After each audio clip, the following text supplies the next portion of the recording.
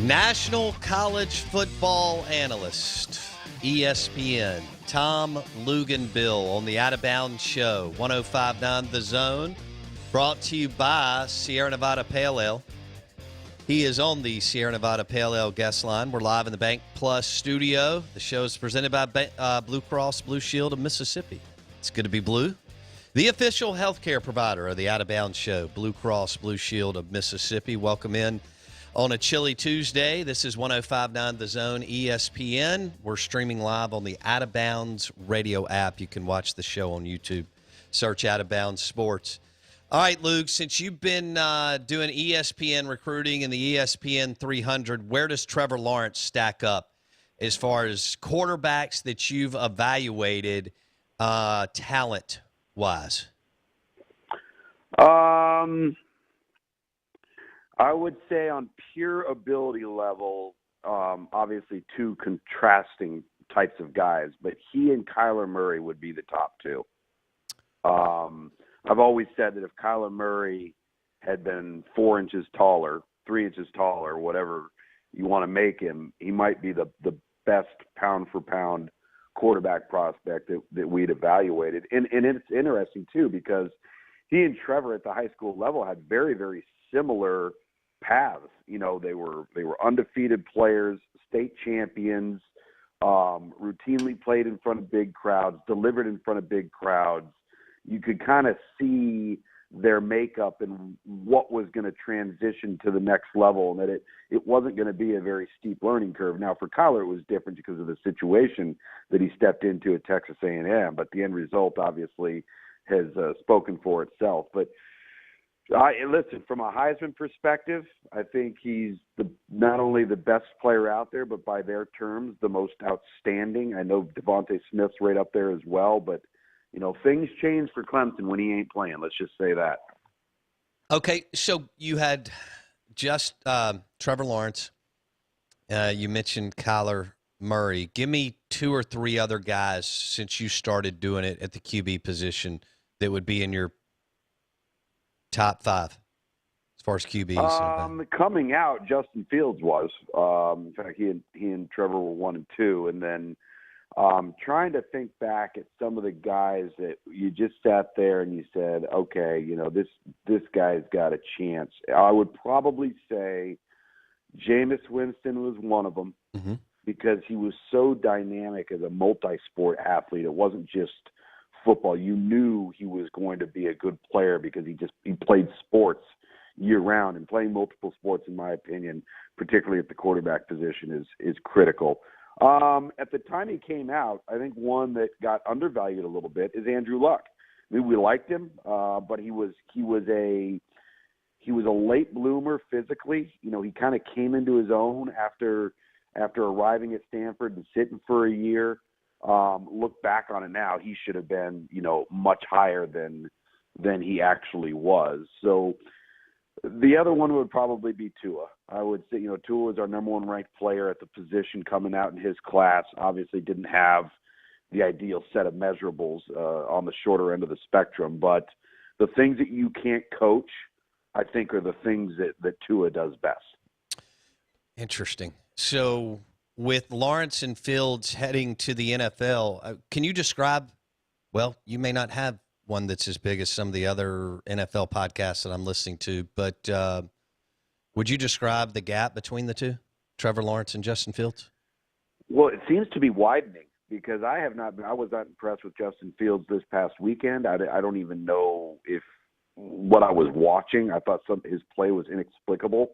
So I was a little bit put off by that because he's had some remarkable performances, but then when you really start to peel back the layers, didn't play great versus Indiana, didn't play great versus Northwestern, 2 ranked teams, didn't play very well at the end of the semifinal game last year, where Ohio State had an opportunity to win it. I know there was that miscommunication between his target and Nolan Turner ended up intercepting that ball, but he hasn't played his best football in big games.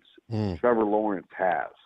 And I think that if you're going to create a gap or there's going to be a defining difference, you don't need to look any further than right there. Out of bounds, 105.9 The Zone. He's Tom Luginbill on the Sierra Nevada Pale Ale guest line, talking Trevor Lawrence and Justin Fields. Here we go again, Luke's, with another Clemson-Ohio State matchup. So, this, when you're talking about the NFL draft, it's a big game for Justin, right? I mean, Trevor knows what's happening with him in late April. Okay, so as you're describing, this is a monster game for Justin Fields on a big stage. To secure what a lot of people are projecting is a top 10 pick. And for me, if you're going to be a top 10 pick, you got to have enough on video in clutch performances against top teams on critical downs at crunch time during games to be able to warrant it. And I would totally agree with you. I think this game is absolutely critical for Justin Fields and his future fortunes. Athletically, arm talent, physically, is he an NFL first rounder? Absolutely he is. But the performance has to bore out on the field, and I guarantee you he's going to be heavily scrutinized on that Indiana game, the Northwestern game, and maybe most importantly this game. Do you think blue blood QBs get the benefit of the doubt in whether it's a handful or a dozen plus NFL front offices? I don't know if they necessarily get the benefit of the doubt. I think that they probably get more eyeballs on them. They get more attention. They get looked at more. And I think because they are at blue blood type places, there's this notion that if you're an NFL guy, you say, okay, well, he's been a part of a high expectation level. He's been in, top level competition. All of those things play a role in the evaluation process. And then maybe sometimes can cloud your judgment on actually what you're seeing. So I do think you got to be careful of that a little bit. If Mac Jones is matched up against Trevor Lawrence in the championship game, so Mac Jones, I understand they lost Waddle, but they have all these other pieces around him. I mean, he's doing everything you're supposed to do, but what is he really as far as elite level QB, Luke's? I don't think he is an elite level QB. I think he is a really, really good QB with personnel around him that is unmatched anywhere in college football. And I'm including Clemson. I'm including Ohio State. You look at any of the teams with the top personnel in the country, nobody is playing with Alabama's guys on offense. So I think the combination between the run game and the bind that Alabama puts you in creates so many one-on-one opportunities where the read isn't overly difficult that it maybe over-accentuates Mac Jones. And I don't want to take anything away from him, but he's a guy that was not heavily recruited. He was taken as a second quarterback in that class, wasn't a priority target.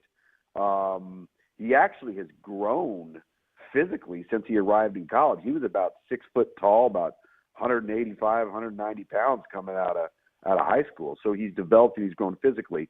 But I do think he has advantages that other quarterbacks don't have. And I made this comment, not sure if I made it with you, but I've made it several times this fall. If you took Zach Wilson at BYU and put him at Alabama, you'd have the exact same results. If you took Mac Jones and put him at BYU, I don't know if you would. Great point. Okay. Tom Luginbill, national college football analyst, ESPN. He joins us on the Out of Bounds show. This interview is brought to you by Havana Smoke Shop.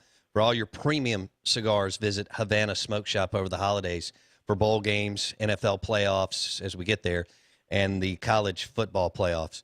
When you evaluated Joe Burrow, what did you and your team come up with? Well, he was an ESPN 300 guy on the back end. He was a guy that really grew on us throughout the process. But again, he was a guy too that Ohio State almost didn't take. He was. I use that phrase late bloomer, and I should probably do a better job of describing that for the listeners. And what I mean by that is a guy that was probably really light Maybe wasn't at the level of his height that he was going to be. He still had some growth potential. Maybe a bit gangly and awkward in the sense that he hasn't grown into his body in terms of coordination. That was going to come. A lot of guys are juniors and seniors in high school, and they're way past that, right? So now their ceiling is limited. Other guys, you look at them, and you have to have a bit of a projection in saying, okay, let's look at this thing 3 years down the road. He gets an off-season. Let's just say he's an early enrollee. Now he gets an off-season, summer session. He's in a weight program. He's getting 3 squares a day. He's provided all the supplements. Now you redshirt him. Now what does this guy look like if he's a redshirt freshman or a redshirt sophomore? And that's how we viewed Joe Burrow, because he was extremely gifted and he was really good as a player. You liked his productivity, but he wasn't as physically advanced as other guys. And in the recruiting process, that can knock guys down the board, right, wrong, or indifferent. You know, everybody's kind of looking for that guy that wows you physically, and sometimes you overlook the guy that might end up wowing you physically 3 years down the road. Tom Luginbill on the Out of Bounds show. What do you see from Matt Corral compared to just a year ago or 2 years ago, or even the high school film that you watched of him out of California, Tom? Well, first off, he has matured significantly from the neck up. He was a guy that came out of high school. I had a lot of concerns about his maturity, about how he would handle himself, how he handled notoriety, how he handled exposure in the recruiting process. Physically, there was never any questioning what he was capable of doing. This is just my personal opinion. I think he is going to be a superstar. I really believe that. I think he has the makings, the competitive makeup, the physical attributes to do some really, really good stuff. I think he's very similar to Zach Wilson as a thrower, but more of a Patrick Mahomes type athlete. And so you get a little bit more creativity and the ability to extend plays with him than, let's just say, you would Zach. But as a thrower where you can change arm angles, throw off balance, throw across your body, drive the ball vertically because you've got enough power to make all the throws, I actually think he's just scratched the surface of what he's going to be. So there's no telling after next year, you know, where he could line up. If things continue, the growth trajectory continues after another year, there's no telling where he could end up in the 2022 NFL draft, right? Yeah, I think Todd and Mel and those guys are all going to start gravitating towards him. I think they're going to start to really study him and go, okay, this guy's got some stuff. Whether you want to mix some Jalen Hurts, Lamar Jackson, Patrick Mahomes, I mentioned Zach Wilson, you know, it kind of got a little bit of Sandlot feel, you know, just go throw the ball in the street and let's play. I think he's got a little bit of that. I know you're busy throughout game days. What do we have here? Well, we got plenty of time. I don't know if you had an opportunity to watch Mississippi State and Missouri.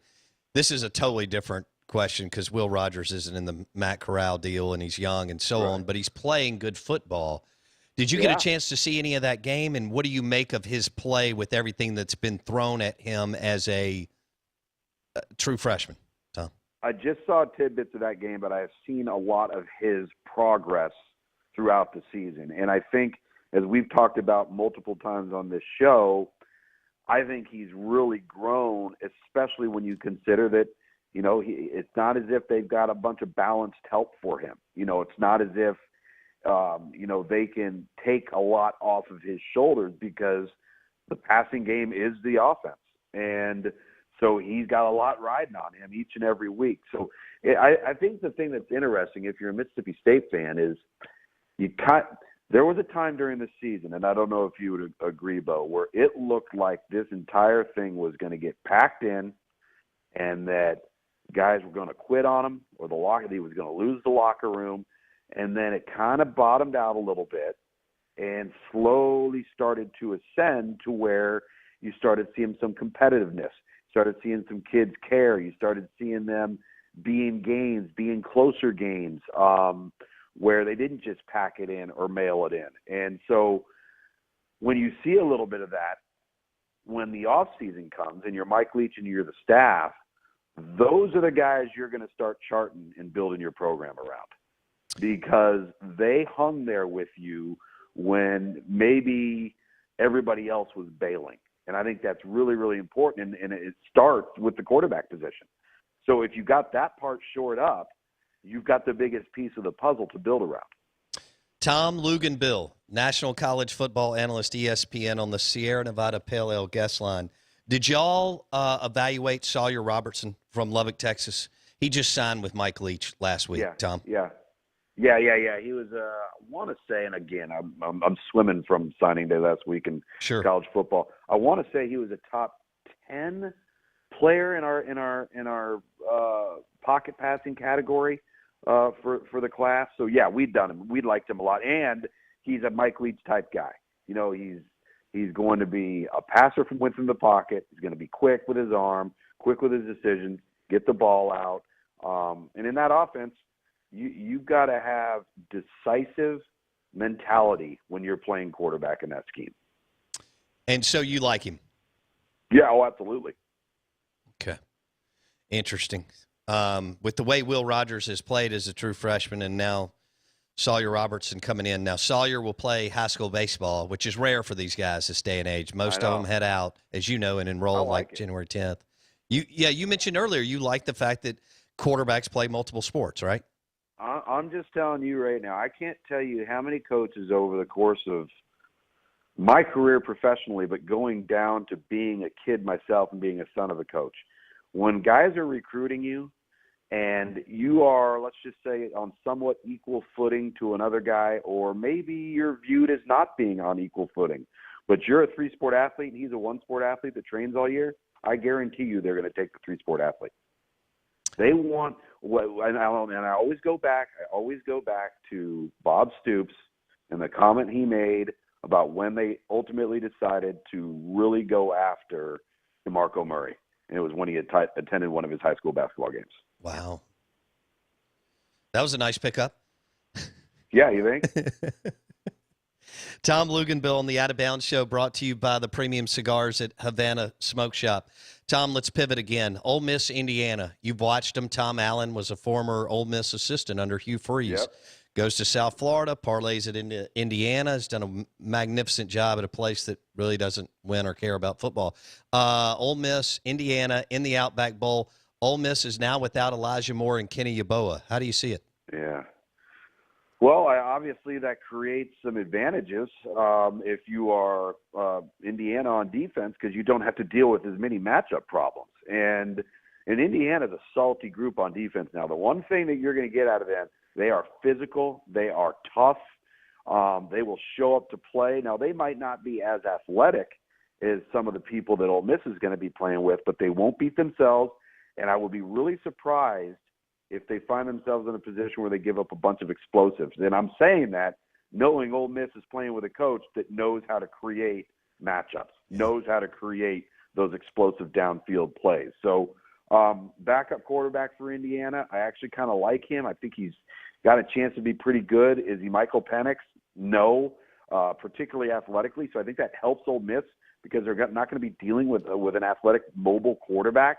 I think that's an advantage for the Rebels. So at the end of the day, I think Indiana wins a tight one, but it will be a tight one because maybe top to bottom, Ole Miss has better pure athletes, but they're not as good of a team yet. Okay. Tom Luginbill on the Out of Bounds Show. Elijah Moore, Lugs. Kuiper has him as the number 4 wide receiver now. I love him, but what do you see? Yeah, I think he is a Jerry Jeudy type.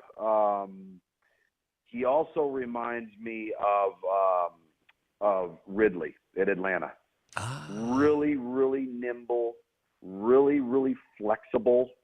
So all of that stuff makes him a great route runner. It's one of the reasons why he creates such good separation because there's no stiffness to him. He's not a straight-line player. He's one of those players that can be at full speed when he's moving right to left. That's very, very difficult to do. And it's something that everybody obviously is coveting. That's what Antonio Brown can do. It's what Tyreek Hill can do. It's, you never see them slowing down. They might be cutting to the right, cutting to the left, cutting back to the quarterback, but it's at full speed all the time. Let's wrap it up with this. I want to go back. We just received some texts on the show on your comments on Matt Corral. Tom Luginbill, National College Football Analyst with ESPN. He joins us on the Sierra Nevada Pale Ale guest line. The show is presented by Havana Smoke Shop. Okay, so I want to get this right. Kyle Trask has been coached up out of his mind, which is nothing wrong with it. I mean, Dan's done a magnificent job. You just mentioned Mac Jones is a good player, but there's just all kinds of amazing stuff going on around him. So after talking to you, Matt Corral is without a doubt the most talented quarterback and head and shoulders above everybody else in the Southeastern Conference, right? I think he's better than Kellen Mond. Now, he doesn't have the experience Kellen Mond has. He doesn't have the experience Kyle Trask has. I think he has a much greater ceiling. I think he's got a greater ceiling than JT Daniels. We don't know yet what South Carolina and Vandy and Kentucky are going to be playing with in the future. Obviously, LSU might have found something in Max Johnson, but prior to Miles Brennan getting hurt, Miles Brennan was actually playing pretty good football for them. So I do think that he brings some traits to the table. Alabama, it's hard to even put them in the conversation because, again, I think if you took Matt Corral and you put him in that offense, you're going to have the exact same results. Bam. We'll leave it there. Tom Luginbill on the Out of Bounds Show, 105.9 The Zone. Lugs, you've been in fuego, my man. Great. Always on the air. We wish you and your family a Merry Christmas and a Happy Holidays. And you've got some Christmas goodies headed your way, dude. There we go. All right, man. Merry Christmas to you as well. And we'll be talking to you here. We'll have another one before we come up to the semifinals. Love it. And we really appreciate you coming on the show, bud. You bet, man. Thanks for having me. Tom Luginbill, National College Football Analyst with ESPN. That was great on Matt Corral, but also walking us through the Trevor Lawrence, Justin Fields, and then talking about evaluating Jameis Winston and Andrew Luck and others. I love that stuff as we kind of go through the end of the year and get into NFL draft mode. We know Elijah Moore could go first round, Blake, second round. Kenny Yeboah, they're going to love all his stuff and tape and measurables. We'll see where he ends up. They both had good – Elijah Moore had a great year for Ole Miss. And he threw out Jerry Jeudy and a little bit of Calvin Ridley as far as sizing up Elijah Moore in the NFL. And if Matt Corral continues to mature and develop, watch out next year after another, whatever it is, 13 – well, he's got one here, but 13 games next year. He could be a top 10 pick in the NFL draft. All right, hour number one in the books. Mike Detillier coming up at 8:30. Mike D on LSU and the New Orleans Saints. We're live in the Bank Plus studio. The show is brought to you by Juniker Jewelry Store. If you are in the market for some diamond earrings or an engagement wedding ring, well, it's Juniker Jewelry Store, Highland Colony in Madison. They do a great job, John and his team. Beautiful, beautiful store. The show is also driven by the Continental Tires at 49 Tire in Richland, Mississippi. Our Tom Luginbill interview this morning, presented by Havana Smoke Shop. For all your premium cigars, it's Havana Smoke Shop.